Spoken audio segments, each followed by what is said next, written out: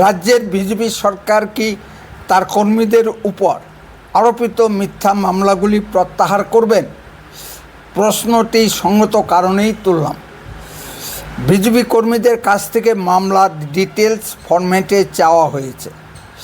আবার আরও একটা মাননীয় মুখ্যমন্ত্রীর ঘোষণা শুনেছি, যারা বিজেপি করতে গিয়ে কোনো কারণে জেল খেটেছেন তারা নাকি একটা মাসিক ভাতা পাবেন। ঘোষণাটি আমরাও শুনেছি, কিন্তু ব্যাখ্যা পরিষ্কার নয়। যারা ৭৫-এর জরুরি অবস্থার কারণে জেল খেটেছেন শুধু তারাই কি সরকারি ভাতা পাবেন? এরকম লোক এখন কি বেঁচে আছেন? তার পরবর্তীকালে বিজেপি করতে গিয়ে যারা জেল খেটেছেন তারা কি এর আওতায় আসবেন না? ১৯৯৮ সালে আমাদের তুফানগঞ্জের মারগঞ্জ অঞ্চলে বিজেপি করতে গিয়ে কিছু কর্মী জেল খেটেছিল, তারা কি এর আওতায় আসবেন না? ১৯৯৮ সালেই তৃণমূল বিজেপি জোট মারগঞ্জের পঞ্চায়েতের ক্ষমতা দখল করেছিল। খোঁজ করলে দেখা যাবে তখন সারা পশ্চিমবঙ্গের ভিতর গুটি কয়েক অঞ্চলে বিজেপি পঞ্চায়েতের ক্ষমতা দখল করেছিল। এর জন্য মারগঞ্জ বিজেপি কর্মীদের কম মূল্য দিতে হয়নি। মিথ্যা কেস, খুন, জখম কি হয়নি? তখন বাম রাজত্বকাল। দীর্ঘ লড়াই অতিক্রম করে বিজেপিকে জয়ের রাস্তায় পৌঁছাতে হয়েছে। মারগঞ্জ লড়াইয়ের ফসল দীপক বর্মন। বর্তমানে সে শুভেন্দু মন্ত্রিসভায় শিক্ষামন্ত্রীর দায়িত্ব পালন করছে। ব্যক্তিগত জীবনে ইংলিশে মাস্টার ডিগ্রি এবং ফালাকাটার একটি উচ্চ বিদ্যালয়ের প্রধান শিক্ষক। নমস্কার, আপনারা শুনছেন উত্তরের কণ্ঠ। উত্তরের কণ্ঠ থেকে আমি প্রভাত বসাক, তুফানগঞ্জ, কোচবিহার। নিট পরীক্ষা নিয়ে জেনজির আন্দোলন সকলের দৃষ্টি আকর্ষণ করেছে। এই নিয়ে সকলেই ব্যস্ত। মাননীয় প্রধানমন্ত্রী মোদিজি জেনজির সকল দাবি প্রায় মেনেই নিয়েছেন। দাবি মতো শিক্ষামন্ত্রী পদত্যাগ করেছেন। বিষয়টি কি এখানেই থেমে থাকবে? জেনজির আন্দোলন আমাদের মনে অনেক প্রশ্ন তুলে দিয়েছে। ভারতবর্ষের প্রশাসনের অচল আয়তনে ঘা মেরেছে। সকলকেই নতুন করে ভাবতে হচ্ছে। পরীক্ষার পেপার লিক ভারতবর্ষের ক্ষেত্রে নতুন কোনো ঘটনা নয়, এটা হরহামেশাই ঘটছে। প্রশ্ন ফাঁসকারীদের কোনো শাস্তি দমাতে পারছে না। ক্যাপিটাল পানিশমেন্টই এদের একমাত্র প্রাপ্য। কেন্দ্রীয় সরকার যতই কঠিন আইন আনুন না কেন, সেটা শুধু আইনের বইয়ে শোভাবর্ধন করবে, বাস্তবে প্রয়োগ হতে দেখব না। আমাদের বাচ্চাদের ভবিষ্যৎ নিয়ে সিনেমিনি খেলা কখনোই বরদাস্ত করা যায় না। প্রশ্নপত্র তৈরির অনেক লেয়ার থাকে, কোন লেয়ার থেকে ফাঁস হয় সেটা একটা বড় প্রশ্ন। ভারতবর্ষের সমাজ জীবনে অর্থ একটি বিশাল ভূমিকা নিয়েছে। অর্থের জন্য মানুষ নৈতিকতা হারিয়ে ফেলেছে। স্বাধীনতার প্রাক্কালে মানুষের নৈতিকতা এত নিম্নগামী ছিল না। বিজেপিও এর থেকে মুক্ত নয়। সুপ্রিম কোর্টের বিচারপতিরাও ঘুষ নিয়ে থাকে, এর সংক্রান্ত খবরও দেখা যায়।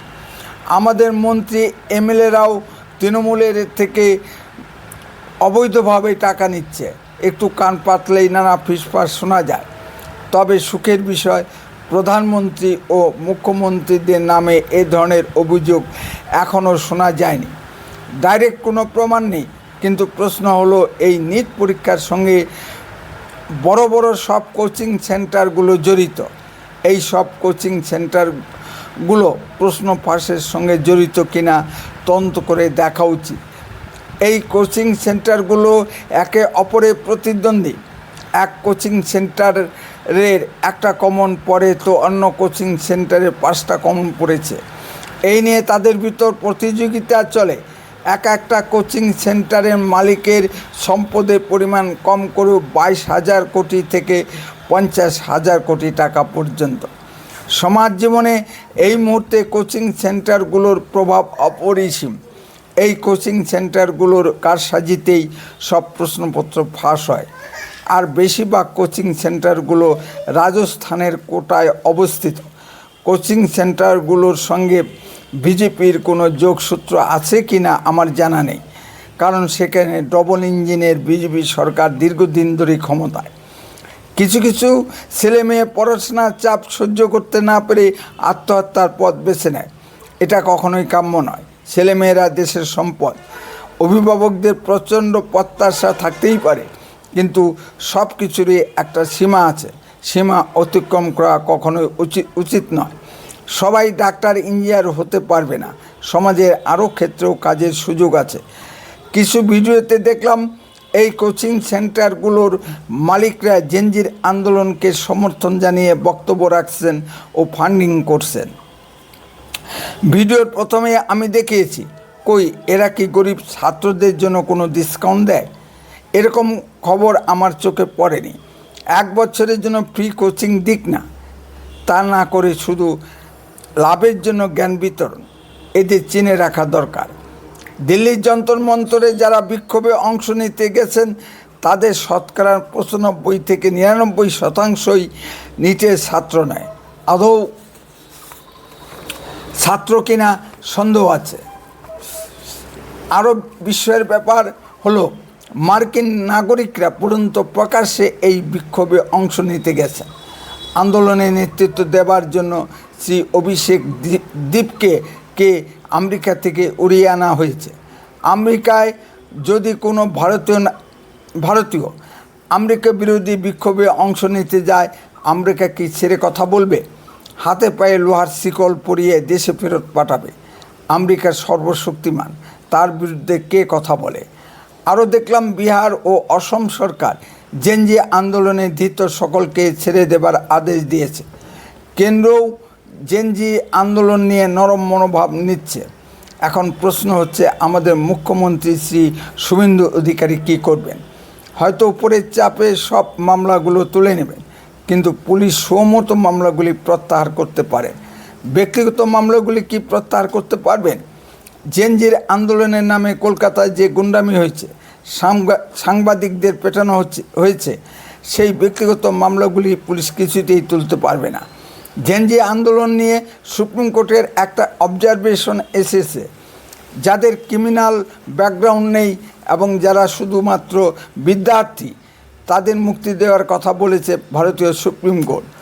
ককরোচ জনতা পার্টির এক নেতৃত্বের মুখ থেকে শুনলাম, কাউকে মুক্তি দেবার আদেশ দেবার সুপ্রিম কোর্টকে আইনি উত্তর দিতে পারে। আমাদের মন্তব্যের প্রয়োজন বা অধিকার নেই। কোনো ঘটনার শান্তিপূর্ণ প্রতিবাদ হতেই পারে, এতে দোষের কিছু নেই। জেনজির মুখের যে ভাষা আমরা সমাজ মাধ্যম থেকে জেনেছি, তাতে কানে আঙুল দিতে হয়। লেখা মিত্র বাম অ্যাক্টিভিস্ট। সমাজ মাধ্যমে মাননীয় মোদিজির যে ছবি ছেড়েছেন তা কি গ্রহণযোগ্য? এখন তিনি হিন্দু ঘরের মেয়ে বলে সাফাই দিচ্ছে।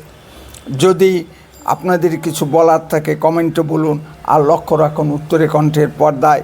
চ্যানেলটিকে সাবস্ক্রাইব করে পাশে থাকুন। বন্দে মাতরম। ভারত মাতা কি জয়।